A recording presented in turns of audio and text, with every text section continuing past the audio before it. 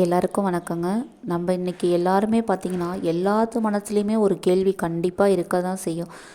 கடவுள் இருக்கிறாரா இல்லையா, நம்ம அவரை பார்த்துருக்கோமா இல்லையா, இல்லை யாராவது பார்த்தவங்க சொல்கிறாங்களா அப்படின்னு சொல்லிட்டு எல்லாத்து மனசுலேயுமே ஒரு கேள்வி இருக்க தாங்க செய்யும்.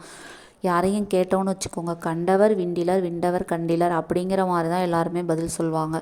யார் பார்த்தா யார் பார்க்கல, யார் பார்த்தவங்க யாரும் சொல்லலை அப்படின்னு தான் சொல்லுவாங்க. இது எல்லா வீட்லேயும் இல்லைங்க, எல்லா உலகத்துலேயுமே நடக்கிறது தான். நம்ம நாட்டிலையும் சரி கிராமத்துலேயும் சரி எல்லாருமே இதே தான் பதில் சொல்லுவாங்க. எங்கள் ஊரில் இருக்க பெரியவங்கள்ட்ட கேட்டிங்கனாலும் இதே தான் சொல்லுவாங்க.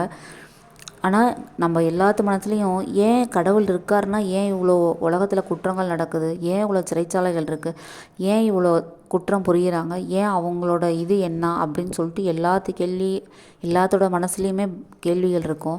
அதாவது இது எல்லாமே நாமளாக உண்டு பண்ணலை, கண்டிப்பாக அது தானாகவே தான் நடக்குது. யாரோ ஒரு சக்தியால் கண்டிப்பாக நம்ம எல்லாரும் ஆட்டி படைக்கப்பட்டிருக்கோம். அது கண்டிப்பாக அதால் தான் நடக்குது அப்படிங்கிறது நான் நினைக்கிறேன். நீங்கள் என்ன நினைக்கிறீங்கன்னு சொல்லுங்கள்.